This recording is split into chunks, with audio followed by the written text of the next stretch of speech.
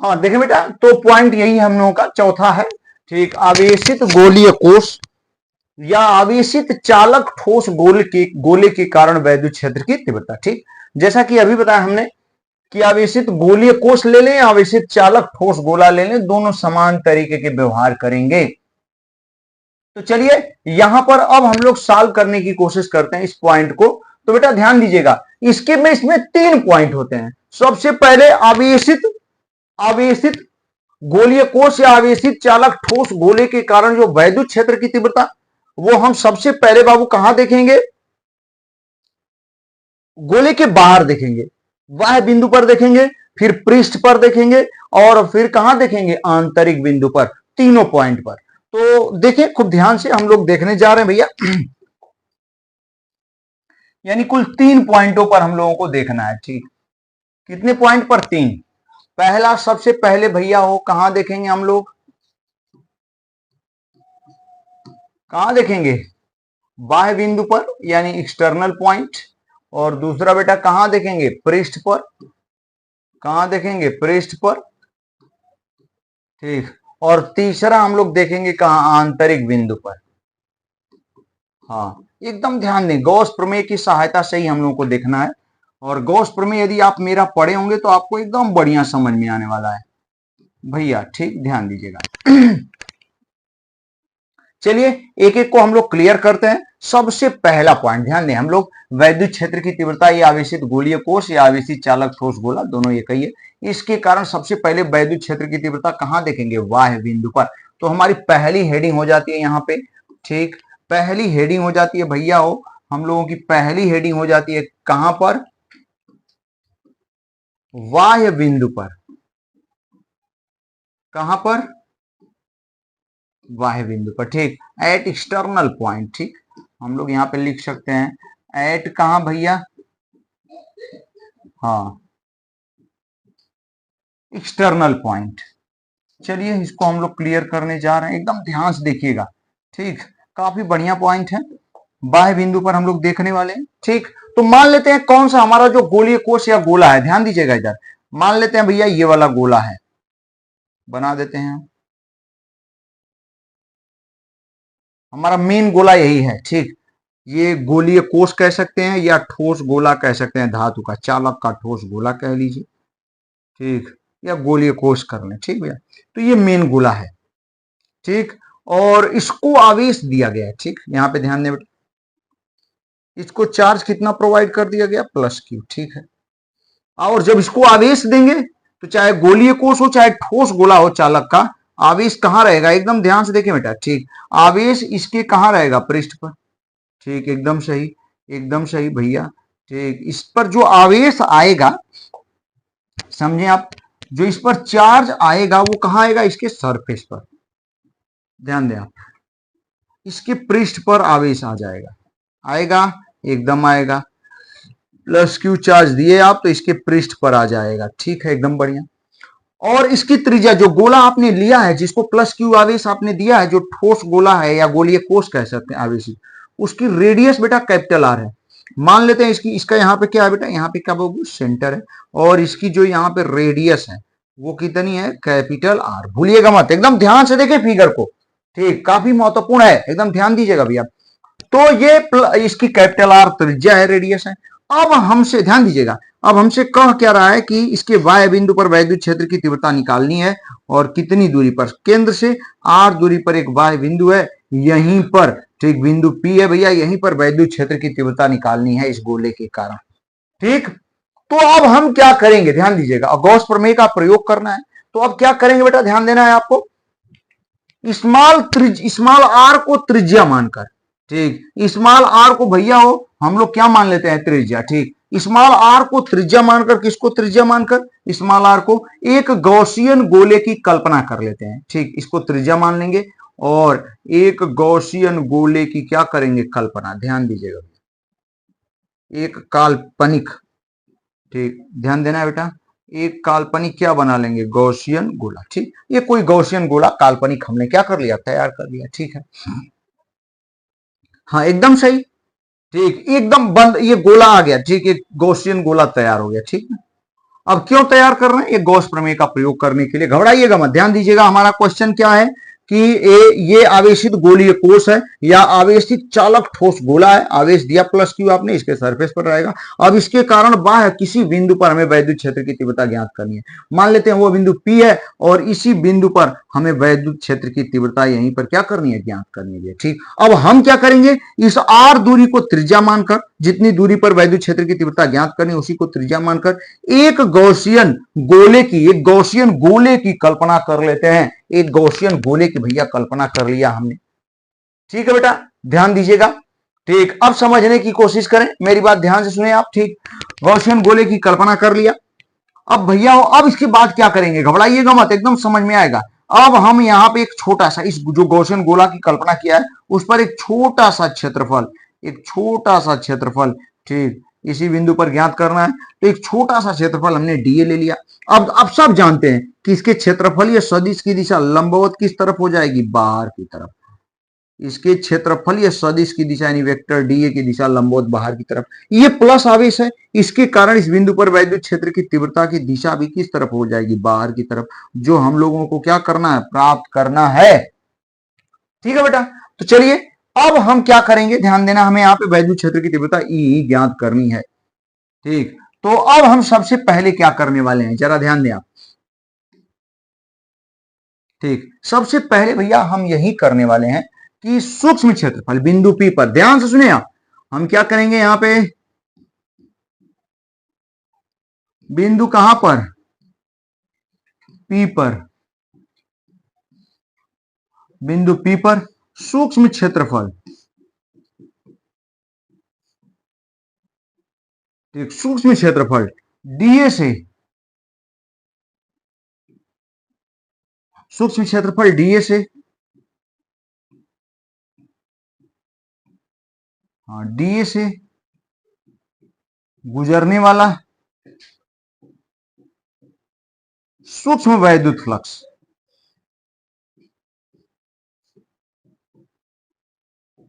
ठीक भैया, एकदम बढ़िया। गुजरने वाला सूक्ष्म वैद्युत फ्लक्स, जिसे हम लोग किससे प्रदर्शित कर लेंगे? डी फाई से। और लगातार कल से ही पढ़ रहे हैं। D phi is equal to क्या हो जाएगा बेटा?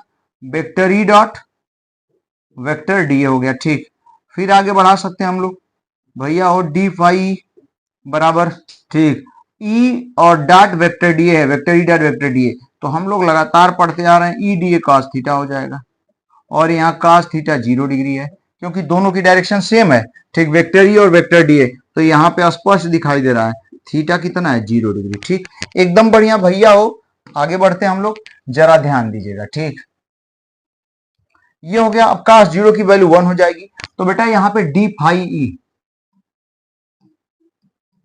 D phi is equal to क्या हो जाएगा? E into D A. एकदम बढ़िया, एकदम मस्त, सही है। ठीक है, इंटू डी ए हो गया। ठीक है, अब पूरे गॉसियन गोले से, जो काल्पनिक गॉसियन गोला है, ये वाला पीला वाला देख रहे हैं ना, येलो वाला, ठीक, पूरे गॉसियन गोले से गुजरने वाला वैद्युत फ्लक्स हमें चाहिए। ठीक, तो हम लोग यहाँ पे लिख सकते हैं संपूर्ण, अभी तो ये छोटा सा क्षेत्रफल हमने इस पर लिया था, उससे गुजरने वाला वैद्युत फ्लक्स है। अब पूरे इसके पृष्ठ से, तो संपूर्ण, कितना बढ़िया पॉइंट, ध्यान दे बेटा, संपूर्ण गॉसियन गोले से,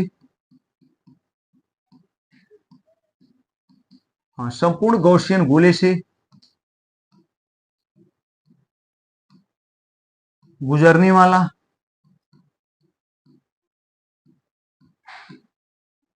कुल वैद्युत फ्लक्स,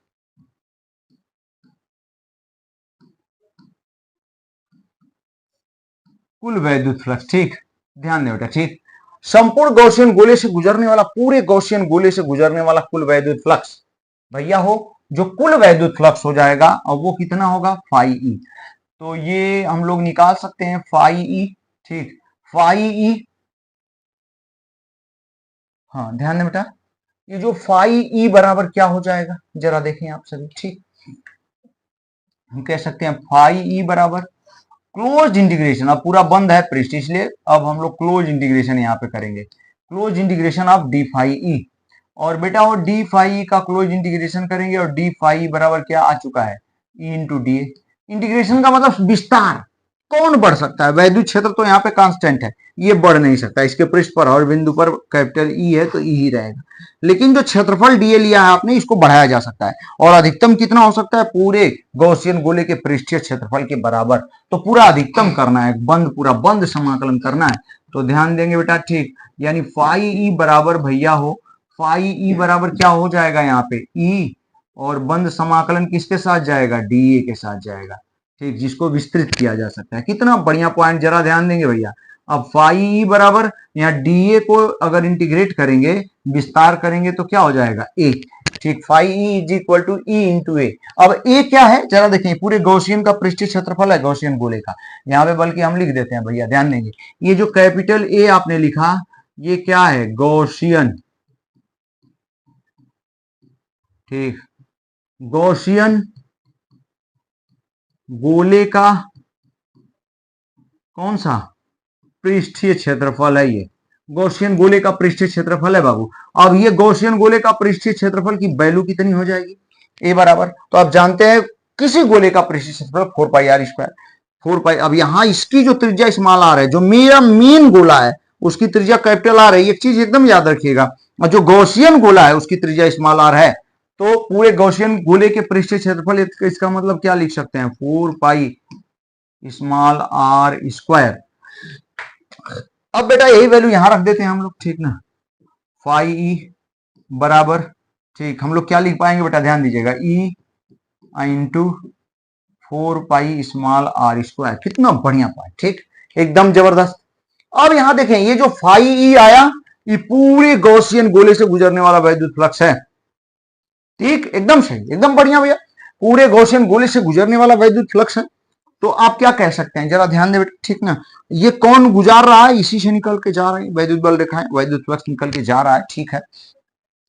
तो अब देखें, गॉसियन गोले के अंदर गॉस प्रमेय लगाइए आप। यहाँ तो वैद्युत फ्लक्स मिल ही गया, लेकिन गॉस प्रमेय से भी हमें वैद्युत फ्लक्स मिलेगा, ठीक। तो ध्यान दें, गॉस प्रमेय लगाएंगे तो गॉसियन गोले के अंदर पूरा आवेश कितना है? क्यू है। तो गॉस प्रमेय लगाएंगे तो यही कहता है गॉस प्रमेय, किसी बंद पृष्ठ से गुजरने वाला वैद्युत फ्लक्स उसके अंदर रखे आवेश का 1/ε0 गुना होता है। इसका मतलब गॉस प्रमेय की सहायता से देखेंगे तो इस गॉसियन गोले से गुजरने वाला वैद्युत फ्लक्स जो होगा Q/ε0 होगा। तो हम यहाँ फट से लिख पाते हैं, ध्यान दीजिएगा भैया, हो किससे? गॉस प्रमेय से। समझ गए होंगे आप लोग। हाँ देखें बेटा, गॉस प्रमेय से इसी फाई ई की जो वैल्यू होती है, फाई ई बराबर वो कितना हो जाता है? Q/ε0। अब ये वैल्यू जब यहाँ रखेंगे, देखिए कितना बढ़िया पॉइंट आ जाता है। Q/ε0 इज इक्वल टू क्या हो भैया? E into 4 pi R square. सही है ना, एकदम मस्त है। अब कैपिटल ई निकालेंगे तो ये सब नीचे आएगा, तो कैपिटल ई बराबर, ठीक, नीचे आएगा तो हम क्या लिख सकते हैं इसको? 1/4 pi epsilon naught into Q upon क्या चीज? R square. देख रहे हैं ना, वही पुराना फार्मूला, किस क्यू आवेश के कारण वैद्युत क्षेत्र की तीव्रता वही है। लेकिन यहाँ पे देखें, ठीक, इस गोले के कारण, तो ये कैपिटल ई बराबर, जो बाह्य बिंदु पर वैद्युत क्षेत्र की तीव्रता आ गई, ठीक, उसकी वैल्यू कितनी मिल गई भैया?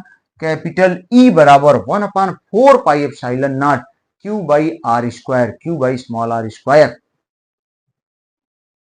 समझ पा रहे हैं? एकदम समझ में आ रहा होगा भैया, ठीक है बाबू, ध्यान दीजिएगा।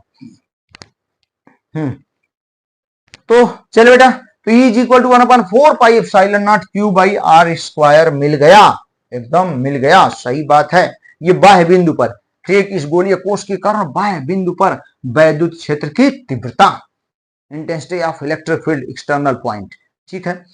अब देखिए बेटा, जब ये निकल गया, ये बाह्य बिंदु पर आ गया हम लोगों के, ठीक ना। तो अब, ठीक, अब हम चाहें तो इसको और थोड़ा सा आगे बढ़ा लेते हैं, ठीक ना, इसको और आगे बढ़ा सकते हैं। इस स्थिति में जो ये गोलीय कोष या ठोस गोला इस तरीके से व्यवहार कर रहा है जैसे कि उसका आवेश कहाँ है? सेंटर पर। यदि सेंटर पर भी क्यू आवेश होता तो उसके कारण वैद्युत क्षेत्र की तीव्रता आर दूरी पर इतना ही होती, ठीक। तो हम कह सकते हैं इस स्थिति में एकदम स्पष्ट हो रहा है कि जैसे, ठीक, ये गोलीय कोष कैसे व्यवहार कर रहा है, जैसे उसका आवेश कहाँ हो? उसके सेंटर पर हो, तब ये मिलेगा बाह्य बिंदु पर, ठीक है। अब बाह्य बिंदु पर हम सिग्मा के रूप में भी निकाल लेते हैं। हम यहाँ पे देखें, ध्यान दीजिएगा, कितना बढ़िया पॉइंट, एकदम ध्यान से डिटेल कर रहे हैं, थोड़ा कठिन हो रहा है।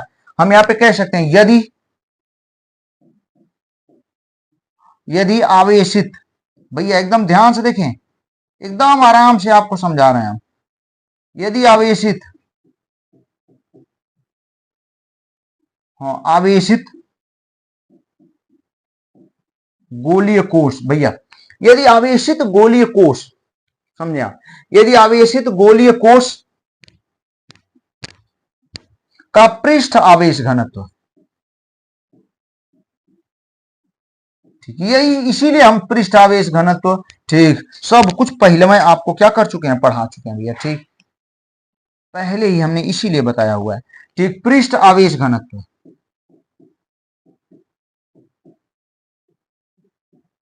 ठीक जो पृष्ठ आवेश घनत्व, यदि आवेशित गोलीय कोष का पृष्ठ आवेश घनत्व कितना हो, सिग्मा हो, तो क्या होने वाला है जरा देखिए आप ध्यान दीजिएगा, ठीक सिग्मा हो, तो यदि आवेशित गोलीय कोष का पृष्ठ आवेश घनत्व यानी Q by A, sigma, sigma की पृष्ठ आवेश घनत्व क्या होता है, क्यू बाई ए, एकांक क्षेत्रफल पर उपस्थित आवेश के, किसी आवेशित वस्तु के एकांक पृष्ठीय क्षेत्रफल पर उपस्थित आवेश को ही पृष्ठ आवेश घनत्व कहते हैं, जिसे सिग्मा से प्रदर्शित करते हैं भैया। और सिग्मा की वैल्यू, ठीक नहीं जानते हैं तो आज से जानिए, क्यू बाई ए के बराबर होती है एकांक क्षेत्रफल पर जो आवेश आता है, सॉरी ठीक एकांक क्षेत्रफल पर जो आवेश आता है उसे ही पृष्ठ आवेश घनत्व कहते हैं। तो यदि इसका पृष्ठ आवेश घनत्व सिग्मा हो तो ठीक हम लोग सॉल्व करने जा रहे हैं। तो पृष्ठ आवेश घनत्व बाबू ध्यान दीजिएगा, इसको हम समीकरण क्या बना लेते हैं फर्स्ट, सॉरी ठीक इसको बेटा हम लोग समीकरण क्या बना लेते हैं फर्स्ट, ये समीकरण फर्स्ट है। चलिए अब इसी को हम लोग सिग्मा के रूप में प्राप्त करेंगे। तो पृष्ठ आवेश घनत्व सिग्मा हो तो बेटा हो सिग्मा इज इक्वल टू क्या लिख सकते हैं, क्यू बाई ए, ठीक अब क्यू बराबर क्या लिख सकते हैं भैया, सिग्मा इंटू ए, एकदम सही। अब बेटा हो क्यू बराबर सिग्मा, सिग्मा की वैल्यू ठीक ठीक ही है, रख ही देते हैं ऐसे, लेकिन एरिया की वैल्यू 4 पाई। अब यहां पर बेटा स्मॉल आर बहुत लोग लिख देते हैं जो कि गलत है, यहाँ पे क्या लिखेंगे, कैपिटल आर, क्योंकि इसके ना पृष्ठ, इससे क्या मतलब, ये तो ठीक काल्पनिक है, पृष्ठ आवेश घनत्व तो इसका है सिग्मा, ठीक इस वाले का, तो इस रेडियस जो है इसी की रखेंगे ना 4, त्रिज्या यहाँ क्षेत्रफल की जगह 4 पाई आर स्क्वायर, इसके एकांक क्षेत्रफल पर आवेश, ठीक इसके एकांक क्षेत्रफल पर आवेश यानी इसका जो सिग्मा होगा, ठीक सिग्मा इज इक्वल टू क्या लिख सकते हैं, क्यू बाई ए, भैया हो क्यू अपान 4 पाई, अब इसका ना क्षेत्रफल है तो इसकी त्रिज्या लिखना पड़ेगा 4 पाई कैपिटल आर स्क्वायर होगा, एकदम याद रखिएगा, यहीं पे दिक्कत होती है। तो हम लोग कैपिटल ए की जगह क्या लिख सकते हैं, 4 पाई आर स्क्वायर, हमें ध्यान देंगे आप। अब यह क्यू का मान ठीक समीकरण फर्स्ट में रखने पर, ध्यान दे बेटा क्यू का, एकदम ध्यान दे कठिन हो रहा है, क्यू का यह मान कहां रखने पर,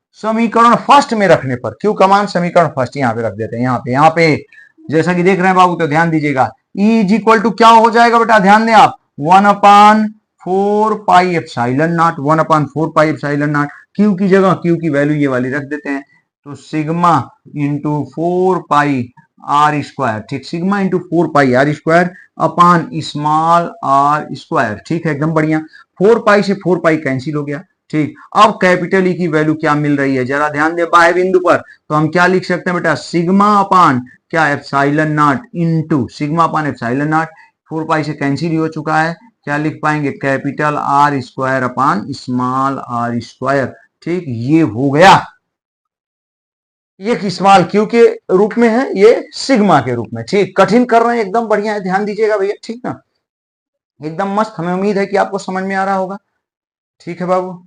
चलिए आगे बढ़ते हैं धीरे धीरे हम लोग, ये वाह बिंदु पर कंप्लीट हो गया, वाह बिंदु पर हम क्यू आवेश के कारण भी और सिग्मा के कारण, ठीक क्यू आवेश के रूप में और सिग्मा के रूप में, दोनों के रूपों में हमने बता दिया। अब पृष्ठ पर भी देख लेते हैं और आंतरिक बिंदु पर, तीनों पर हम देखेंगे, ध्यान दीजिएगा, और एक एक बच्चे को समझ में आना चाहिए भैया, ठीक थोड़ा ध्यान से सुनेंगे तभी चीजें क्लियर होंगी। तो सबसे पहले अगला जो पॉइंट हम लोगों का देखने वाले हैं, ठीक वो दूसरा वाला पॉइंट, दूसरा वाला पॉइंट हम लोग देखेंगे बाबू, दूसरा दूसरा दूसरा दूसरा कहां पर देखने वाले हैं, पृष्ठ पर, ठीक सरफेस पर, at the surface, at the surface, ठीक एट द सरफेस पृष्ठ पर हम लोग देखेंगे। तो पृष्ठ पर देखने के लिए क्या करना होगा जरा सोचें आप, ठीक तो पृष्ठ, यदि पृष्ठ की बात आ जाएगी, सोचिए पृष्ठ का मतलब इसके पृष्ठ पर, अभी तो बाह्य बिंदु था लेकिन अब पृष्ठ पर, तो ये पॉइंट पृष्ठ के लिए यहां आ जाएगा कि नहीं? और जब यहां आएगा बाबू तो जो इसकी त्रिज्या होगी, इस गोले की त्रिज्या स्मॉल आर के बराबर होगी कि नहीं? एकदम होगी भैया, ठीक एकदम। तो पृष्ठ के लिए हम लोग लिख सकते हैं कि जहां जहां स्मॉल आर लिखे हैं वहां क्या लिख सकते हैं? Capital are.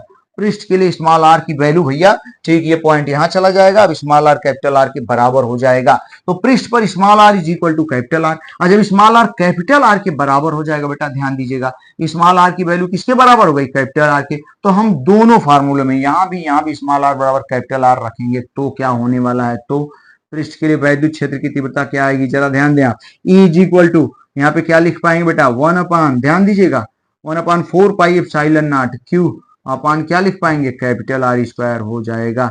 जब स्मॉल आर की जगह क्या लिखेंगे? कैपिटल आर, तब, ठीक। और यहां पर इस रूप में सिग्मा के रूप में भी लिखना चाहेंगे तो एकदम आसान, कैपिटल इज इक्वल टू बेटा ध्यान दीजिएगा sigma upon epsilon naught into हम लोग क्या लिख सकते हैं? ध्यान दीजिएगा capital R square upon small R की जगह भी क्या लिख देते हैं? Capital R square. दोनों कैंसिल हो जाएगा, तो अब जो वैद्युत क्षेत्र की तीव्रता यहां मिल जाएगी वो कितनी मिल जाएगी? सिग्मा अपान एप्सिलॉन नॉट, ठीक। कितना बढ़िया पॉइंट, पृष्ठ पर वैद्युत क्षेत्र की तीव्रता 1/4 pi epsilon naught Q by capital R square, या हम कह सकते हैं E is equal to sigma upon epsilon naught. क्या समझ पा रहे हैं बाबू? ठीक, देख पा रहे हैं आप लोग? एकदम देखिए, ध्यान दीजिएगा, ठीक, ये चीज हुआ, ठीक भैया। अब आंतरिक बिंदु पर, आंतरिक बिंदु पर एकदम आसान है, ध्यान देना है आपको सभी बच्चों को। अब तीसरा वाला पॉइंट, ठीक, तीसरा वाला कहां पर भैया?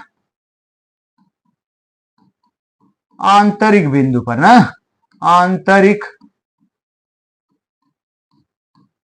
बिंदु पर। तो ये तो एकदम आसान है, आप सोच के देखिए ना, जब ये अंदर चला जाएगा आंतरिक बिंदु पर, जब आंतरिक बिंदु पर हम लेकर चले जाएंगे किसी भी आंतरिक बिंदु पर, ठीक, तो जो हम गौसियन गोला बनाएंगे बेटा ध्यान दीजिएगा, जो भी गौसियन गोला बनाएंगे, ठीक, उस उतनी त्रिज्या मानकर जो गौसियन गोला बनाएंगे उसके अंदर कोई आवेश ही नहीं होगा। आवेश कहां हो गया? बाहर। अब इस गोले के अंदर यदि गौसियन गोला बनेगा, आंतरिक बिंदु लेंगे तो गौसियन गोला अंदर ही बनेगा, और जब गौसियन गोला अंदर बनेगा तो उसके अंदर कोई आवेश नहीं होगा, उसके अंदर कोई आवेश नहीं होगा। जब उसके अंदर कोई आवेश नहीं होगा तो गुजरने वाला वैद्युत फ्लक्स क्या होगा? शून्य, और वैद्युत क्षेत्र की तीव्रता भी शून्य होती है। तो हम यहां डायरेक्ट लिखते हैं, ध्यान देंगे आप, हम लोग डायरेक्ट यहां लिख देते हैं कि आवेशित, भैया ध्यान दें, आवेशित, एकदम ध्यान से, ये भी बहुत ज्यादा महत्वपूर्ण है, अक्सर कंपटीशन में पूछ दिया जाता है, ठीक। आवेशित गोलीय कोश या आवेशित, ठीक, ठोस चालक गोले, समझ ही रहे हैं आप लोग, ठीक ना, के कारण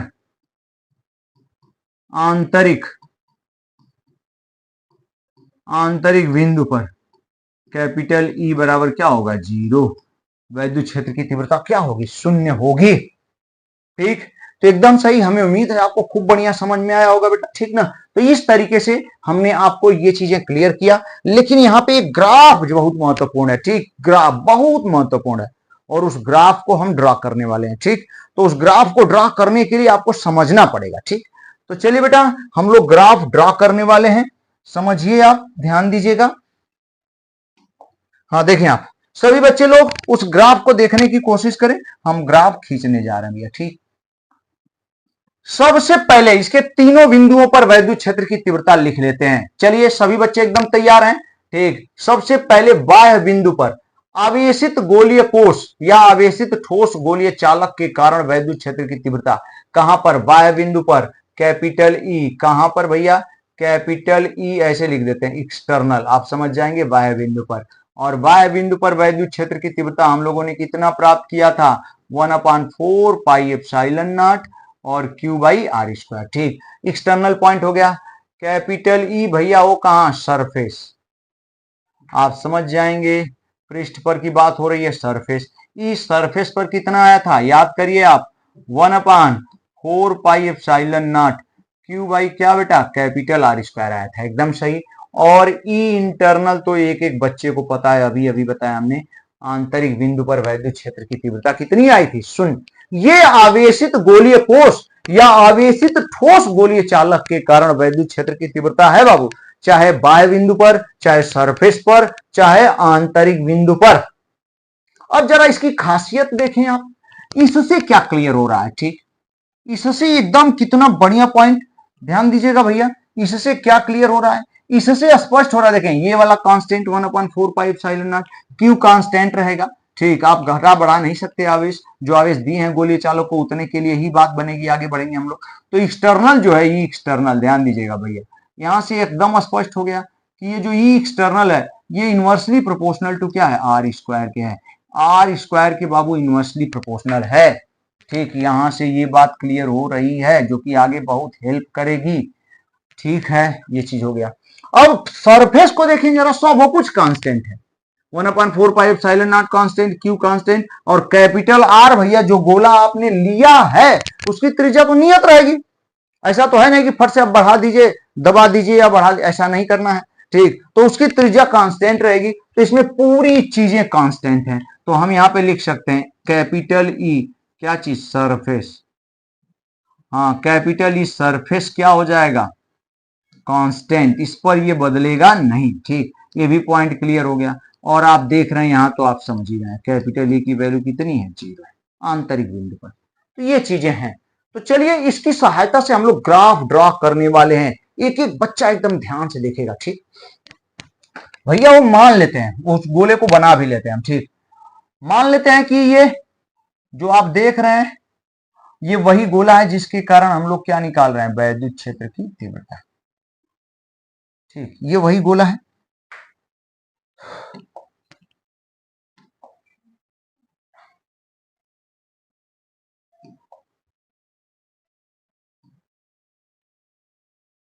हाँ, मान लेते हैं यही गोला है। ठीक, इसके कारण हमें वैद्युत क्षेत्र की तीव्रता क्या करनी है? ज्ञात करनी है। ठीक है, तो चलिए। ठीक, और इसको जो आवेश आपने प्रोवाइड किया है, सॉरी, ठीक ठीक,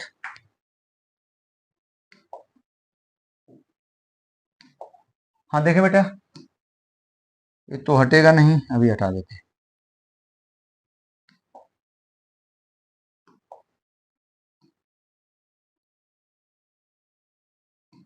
हाँ देखिए, मान लेते हैं ये वही क्या है? गोला है। ठीक है, अब देखिए बेटा, ध्यान देंगे, इसको जो चार्ज आपने प्रोवाइड किया है वो कितना चार्ज प्रोवाइड किया है? +Q। ठीक, +Q।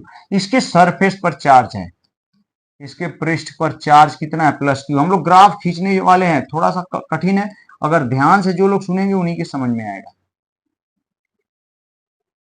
ठीक, एकदम बढ़िया भैया हो। ठीक, और इसकी जो रेडियस यहां पर मान लेते हैं सेंटर है, और इसकी रेडियस कितनी है? कैपिटल R है। ठीक, और ये हमें ग्राफ खींचना है, तो ये एक रेखा हो गई यहाँ पे, और एक रेखा हमने क्षैतिज खींच लिया, और एक वर्टिकल ऊर्ध्वाधर रेखा। ठीक, ये ऊर्ध्वाधर है और ये क्या है? क्षैतिज। ठीक, ऊर्ध्वाधर पर बाबू ध्यान दीजिएगा, जो ऊर्ध्वाधर लाइन है इस पर हम ले लेते हैं क्या? वैद्युत क्षेत्र की तीव्रता, कैपिटल ई की वैल्यू, मतलब ऊपर जाने पर बढ़ेगी, नीचे जाने पर घटेगी। इस पर हमने क्या ले लिया? दूरी।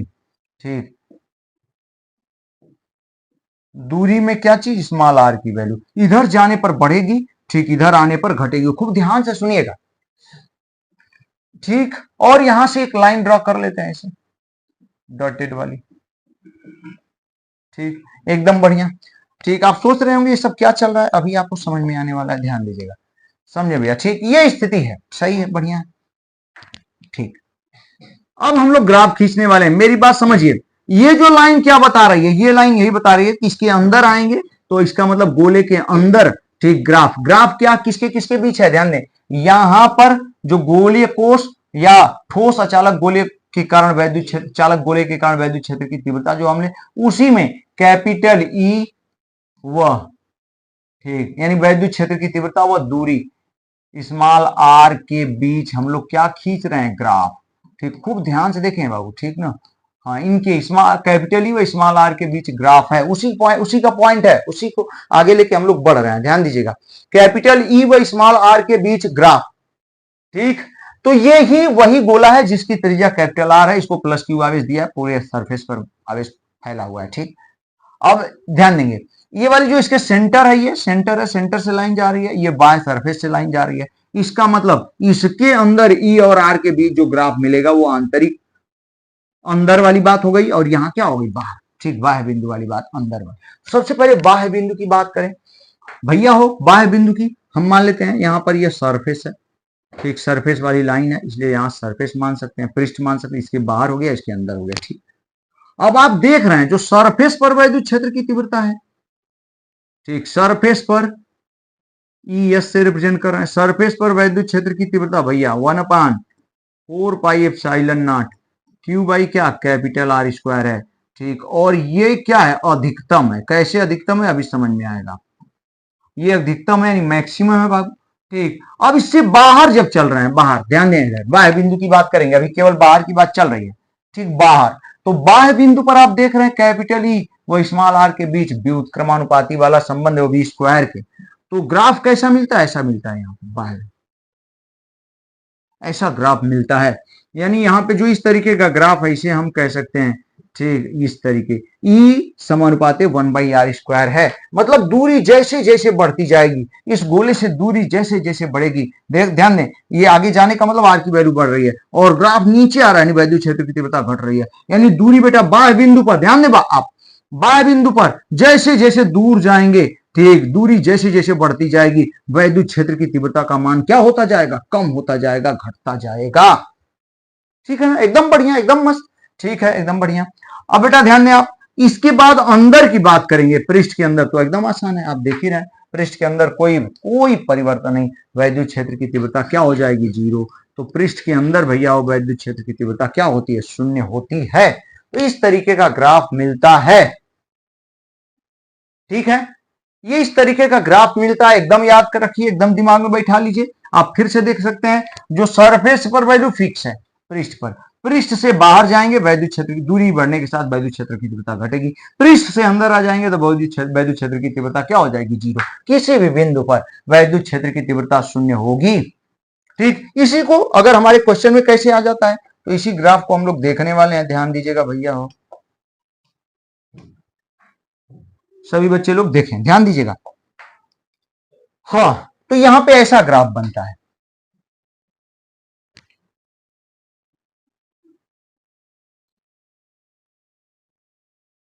ठीक, इस पर किसको ले लेंगे हम लोग, वैद्युत क्षेत्र की तीव्रता।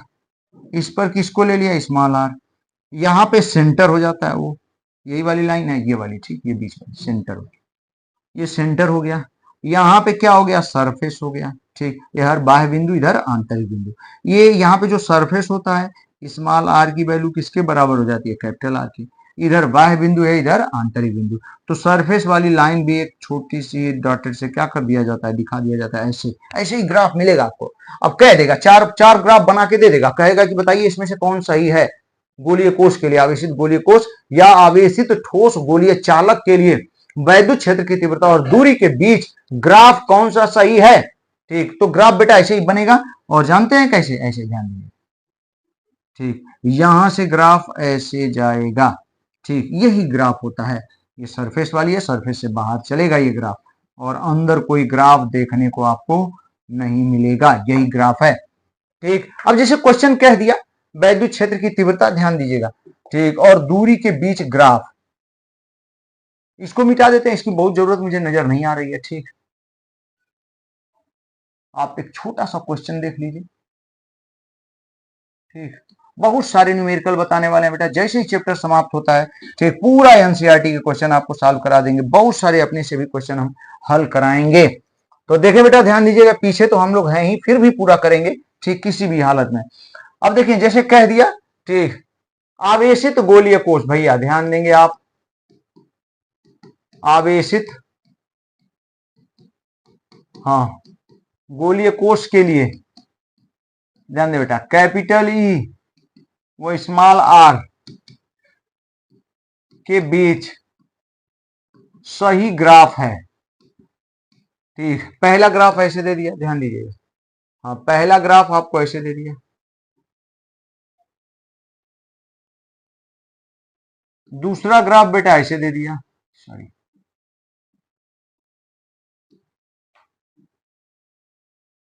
दूसरा ग्राफ, इतना दूर से क्या पकड़ रहा है, ठीक।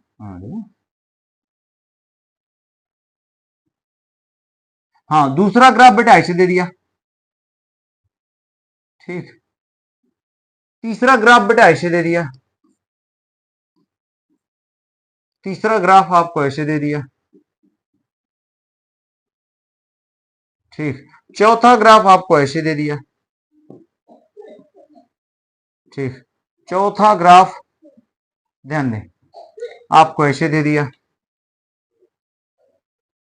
ठीक। अब आपसे कह दिया इसमें से कौन सा ग्राफ सही है, तो आप समझ ही गए होंगे कौन सा सही है, ये तीसरा वाला ग्राफ सही है। तो इस तरीके से कठिन हो जाएगा, यदि जानते रहेंगे तो फट से लगा लेंगे, यदि नहीं जानते रहेंगे तो एकदम कठिन हो जाएगा, और 1-2 नंबर, और कंपटीशनों में तो भर भर के पूछता है इस पर ग्राफ पे। तो इसलिए आप एकदम से पूरी चीज क्लियर रहे हम लोगों की, कुछ भी छूटने ना पाए बेटा, एक तरफ से सारी चीजें आपको बढ़ाते चले आ रहे हैं, ठीक। इसीलिए थोड़ा सा मेरा जो ठीक प्रोसेस है वो काफी डिटेल में रहता है, सब कुछ क्लियर करते हुए आगे बढ़ते हैं, ठीक। तो आप ध्यान दें, आप भी पूरा क्लियर करते हुए खूब बढ़िया से पढ़ते हुए आगे बढ़ें, ठीक बेटा। इस तरीके से ये वाला टॉपिक आज अभी हम लोगों ने क्या कर लिया, समाप्त, ठीक। ये वाला टॉपिक समाप्त किया, ये वाले का मतलब हम लोग पढ़ रहे थे, ठीक। चौथा पॉइंट, चौथा अनुप्रयोग एप्लीकेशन, गॉस प्रमेय का एप्लीकेशन में चौथा पॉइंट हमने पढ़ा, वो भी क्या था, आवेशित गोलीय कोष या ठोस गोली, आवेशित ठोस गोलीय चालक के कारण वैद्युत क्षेत्र की तीव्रता बाह्य बिंदु पर डिराइव किया हमने, पृष्ठ पर डिराइव किया, आंतरिक बिंदु पर 0 होती है इसको बताया हमने, ठीक। खूब बढ़िया से बताया। फिर हमने वैद्युत क्षेत्र की तीव्रता और दूरी के बीच क्या ड्रॉ कर दिया, ग्राफ, जो कि आप ग्राफ देख रहे हैं, ठीक। ये भी हो सकता है, ये तो एकदम में होगा, ठीक है भैया, और वही वाला यहाँ पे भी है ग्राफ। तो इस तरीके से बेटा अब हम लोग मिलेंगे अगले लेक्चर में। पूरा वीडियो देखने के लिए आपको बहुत बहुत धन्यवाद, लगातार बने रहें और मस्त रहें, पढ़ाई में व्यस्त रहें बेटा, धन्यवाद।